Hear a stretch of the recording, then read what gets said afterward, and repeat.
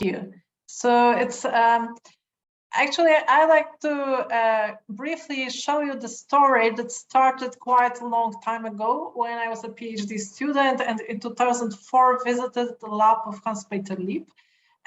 Firstly, the aim was to learn how to use the IntelliCages, but then I was fascinated by the system and decided to adapt it to the experiments planned for my PhD project.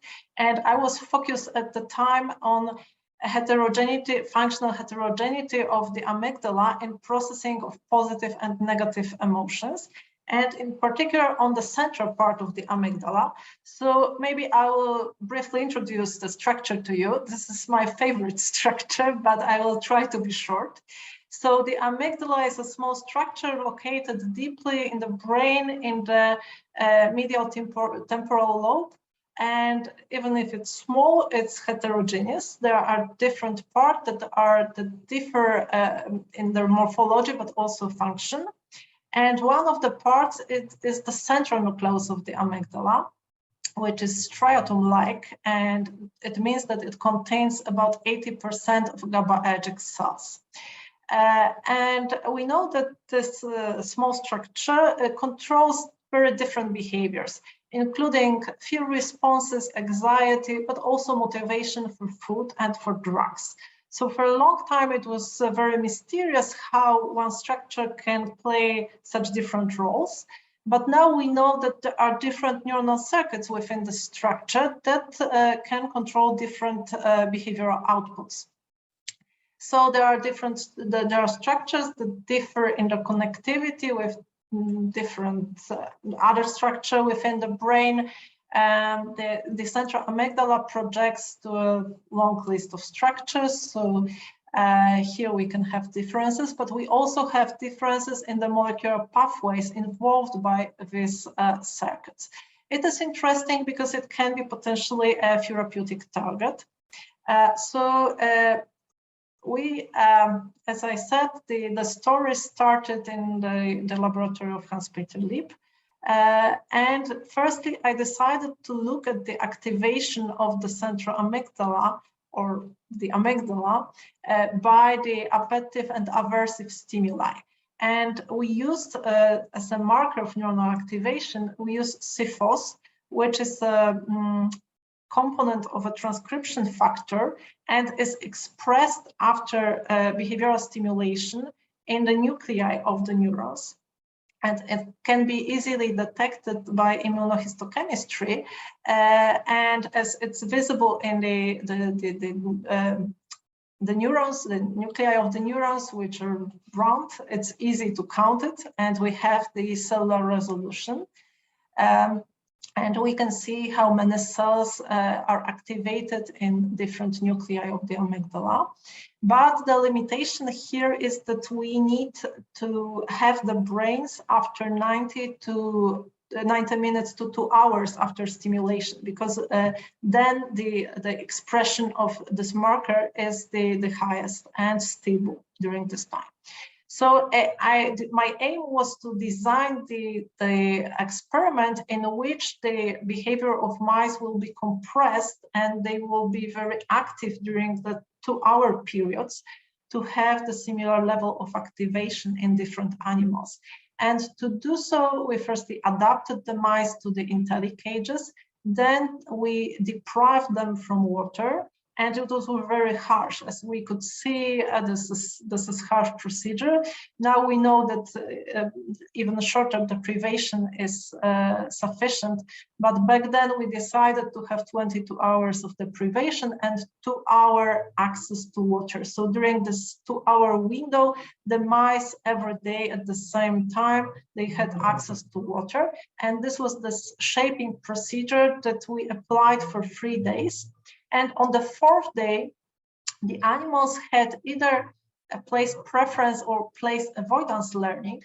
And in the place preference learning, they received 10% sucrose solution in one of the 4 corners. This is very highly rewarding solution.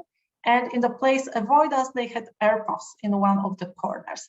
And in control conditions, they didn't have to learn, but they were exposed to the same sweetened solution in all 4 corners. So they didn't learn to where to find the reward. And in the case of the aversive conditioning, they were just had tap water and no air puffs. So after this period of 2 hours, we collected the brains and looked at the activation of the amygdala, and we found the clear differences in the central amygdala. It was activated to the highest level in the group that is place preference learn group. It was higher than in the control conditions, so it was not just exposure to the reward, but it was learning that was important. And in the aversive conditions, the level of activation was lower. So then we asked the question about these molecular mechanisms that are involved or related to c-Fos expression, because as I mentioned, c-Fos is commonly used as an activation marker, but this is also a part of the transcription factor, which is called AP1, and which controls expression of different genes in the brain. So it's among those genes that are controlled by this transcription, the expression of which is controlled by this transcription factor, there is matrix metalloproteinase 9. This is an extracellularly operating enzyme that is involved in synaptic plasticity. So when we manipulate with the activity of this enzyme, we can affect synaptic plasticity and learning in the effect. So firstly, we wanted to see whether we can see any differences in transgenic animals, the full knockouts that don't express MMP9 at all, so in the whole brain. So we repeated the experiments, this time without deprivation, water deprivation. So we checked how the animals learn the position of the sweetened water, again, 10% sucrose solution. So it was a place preference learning. And we observed that the mutants are impaired in this task. We repeated it with deprivation from water, and then just tap water was a reward, and we had a similar result, but there were no differences between genotypes when they learned that one of the corners is dangerous because of the air puffs applied there. So then we decided to design a bit more difficult protocol, I mean, more difficult or more challenging for mice, because we planned to test the role of this MMP9 protein in the central amygdala. So we wanted to have here, here we have the full knockout. So we could expect more profound effects, but with the central amygdala, we expected that it may be not so easy. So we decided to start from designing the protocol that is more challenging for animals. So this is the protocol that was mentioned already today. So I only tell that it's there were 2 bottles in one corner, one with tap water, another with the 10% sucrose solution, and the animals had to learn where the corner is and then to discriminate between 2 bottles. And we also wanted to balance this appetitive and aversive conditions learning. So won't be long, I can just watch it. Okay, is it okay? Okay, it's like somebody was not muted, I think. Sorry, I wasn't on mute. I'm sorry. Okay, that's fine. So we wanted to balance this appetitive and aversive conditions. So to do so, we, instead of air puffs, we used quinine solution. So the one, the similar to what David mentioned. So in one of the bottles, we had quinine solution, and in another was just tap water. And we checked how mice learn to discriminate between the bottles, and here are the results of their first choice when they enter the corner during the dark and light phases during 3 days of the training. So you can see that wild types quite quickly learn which bottle contains a reward, but the mutants had the performance levels almost at the chance level. 50% is a chance level here. But they didn't have the problems with the discrimination between quinine solution and water. Here are the similar results, but showed as a sliding window, so it's not in the time bins, but it's like probability shown over time. Then we look at different measures in the IntelliCages. So here we controlled for the general activity. Here I'm showing the number of nose spokes. All nose spokes make in the IntelliCage. So you can see that at the beginning there is some difference. It was not statistically significant, and it disappeared in the further phases of the training. And also leaking behavior, when we measured how much they drank of the tap water or sucrose solution or quinine solution, there were no differences between genotypes. So it seems that it was related to nose spokes. So then, as I told you, we wanted to focus on the central amygdala.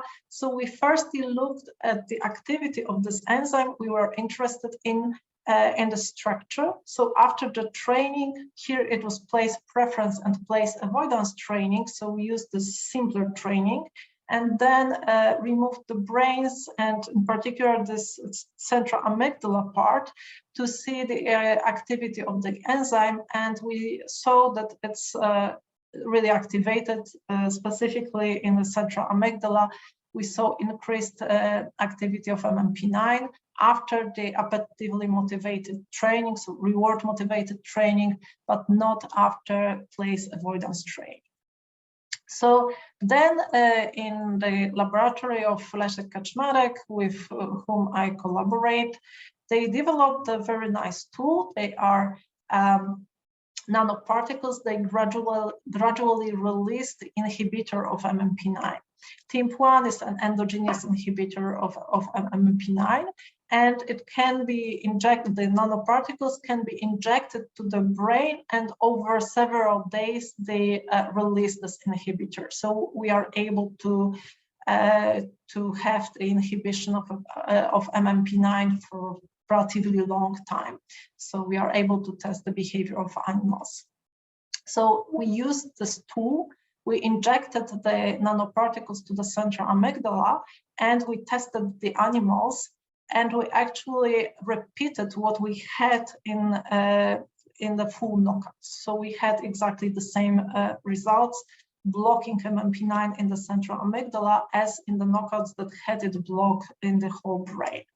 So again, we had the difference for the reward motivated learning, but not by quinine motivated learning. So then we wanted to see even more closely, and here we use the functionality of the IntelliCages that really allows us to see both nose spokes and leaks at the same time, and to collect the data over longer periods of time. And we wanted to see where the c-Fos MMP9 dependent circuits are involved in which aspects of processing of a reward. So we look at the motivation to get a reward measured as a number of nose spokes, and the consummatory behavior, so the amount of sweetened water or bitter water drunk, and learning curve. So we were able, thanks to the IntelliCages, we were able to do it at the same time. And the design of the experiment was exactly as before. So firstly, the animals had access to water in all four corners. Then it was limited to one corner. And then they had a choice of two bottles, either containing sweetened water and tap water in appetitive conditions, and the quinine adulterated water and tap water in the aversive conditions. So firstly, we blocked expression of c-Fos in the central amygdala to see what happens. And what we saw was actually the strong impairment motivation. They made much less nose pokes to the rewarded side.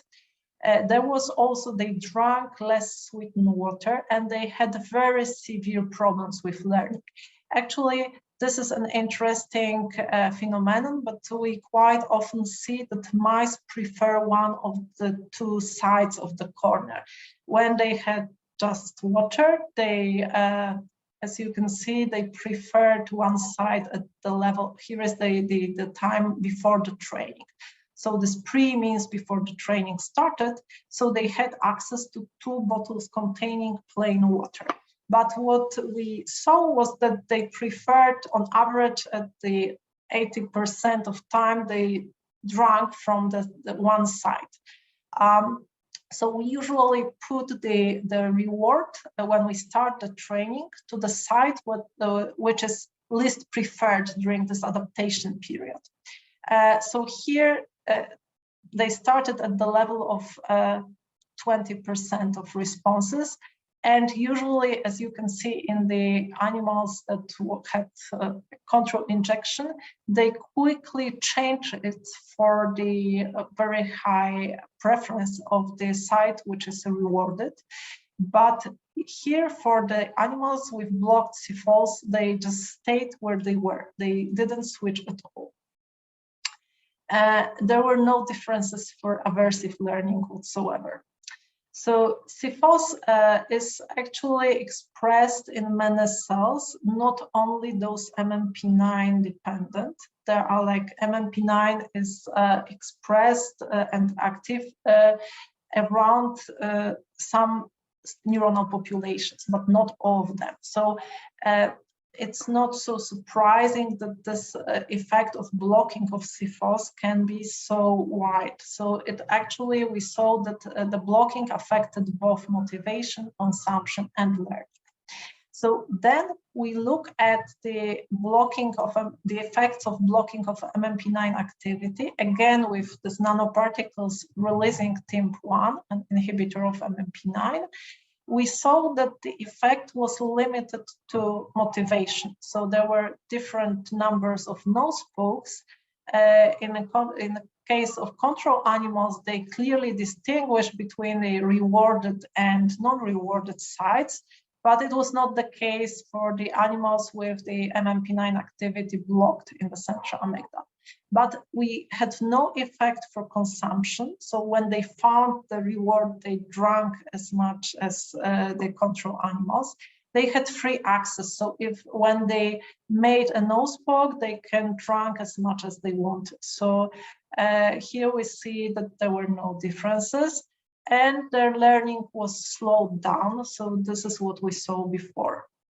And again, we had no changes for aversively motivated learning. Then we overexpressed MMP9, and it was a slight overexpression. It's important because when it's the overexpression is high, it destroys learning. But here we use lentiviral vector that causes a slight overexpression. And in the case of this slight overexpression, we saw the opposite effects as comparing to what we had when we blocked MMP9 activity, that is increased motivation measured as a number of nose pokes, and no effects for consumption and for learning, and again, no effects for aversively motivated learning. So here at the end, I would like to briefly show you to this point, we always destroyed the behavior, just manipulating with MMP9 activity, decreasing it. We usually impair the behavior of animals. Here we decided to see whether we can use the discovery we made to rescue the behavior of FMR1 knockouts, because FMR1 knockouts, which are a model of Fragile X syndrome, have overexpressed MMP9. as FMR1 protein is a repressor of MMP9 expression. So the effect is overexpression in the whole brain. It was shown before for the hippocampus and the cortex. Here we confirm this overexpression for the central amygdala. So we have increased activity comparing to the wild type animals in the knockouts. And we confirm that using the nanoparticles releasing TIMP1, we are able to decrease this overexpression to the more or less physiological level, and in the wild types the expression is lower than usual. So then we checked what happens when we injected these nanoparticles releasing TIMP1 to the central amygdala of the knockouts, and we saw that they have very impaired behavior if they are not injected. They are slightly above the chance level in this discrimination learning, but only slightly above. And then when we injected them with this TIMP1 releasing nanoparticles, we observe a full rescue. So they behave, they learn this task at the same level as the wild type animals. And in the wild types, injection of the nanoparticles resulted in the impaired behavior as before. So we just confirmed what we saw before. So it seems that while using this strategy, we are able to rescue this impaired reward learning.